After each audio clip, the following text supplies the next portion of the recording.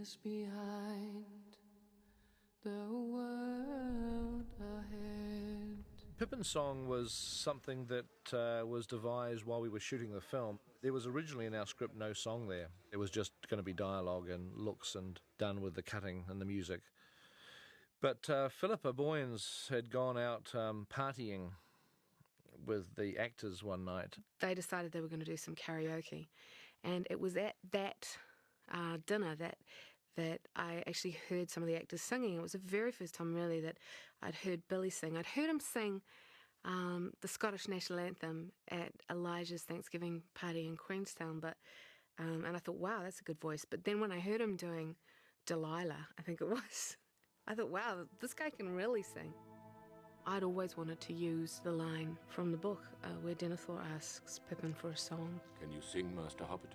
I said to Fran, do you want to do the song? What are we going to do about Billy's song? And she said, she just couldn't. She didn't have time. She said, you write something, which was really funny because I'm practically tone deaf. Pete asked me if I could write something.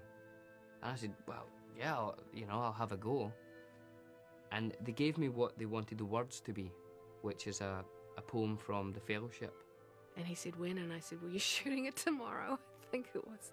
He had a day, maybe 2 days. So I kind of thought about it and what type of song it would be. Looking at the words and where he is, I just thought a song that he's probably heard his grandfather sing, that came from when the hobbits were looking for the Shire. So I wrote a few melodies. He came onto the set that day and no one had heard it. And then he opened this mouth and this glorious thing came out. Through shadows, to the edge of night, until the stars are all alight. Mist and shadows, cloud and shade, all shall fade. All shall fade. And, I just finished the song and I was a bit sort of, I felt a bit naked, to be honest. And then afterwards people had told me they'd been crying and stuff, which is, kind of great to hear. That it kind of affected anyone is lovely.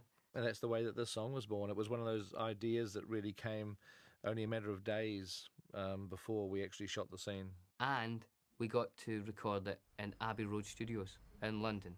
That was just a huge highlight of my career. Home is behind, the world ahead. You have these performances, and so I just wrote around them, which I kind of like to do. I mean, I wrote pieces that kind of shape their vocals. In Billy's case, he's solo. To the edge of night. And then the orchestra comes in when you see the riders approaching Osgiliath. Stars are all alike. Mist and shadow, cloud and shade. Instead of, a noisy battle scene, you have the juxtaposition of this beautiful, haunting melody that Billy created and sings, and Howard supported with very simple underpinnings of orchestra growing out of it. It's a moment in the film that builds a new respect for Pippin and gives you a shiver down your spine.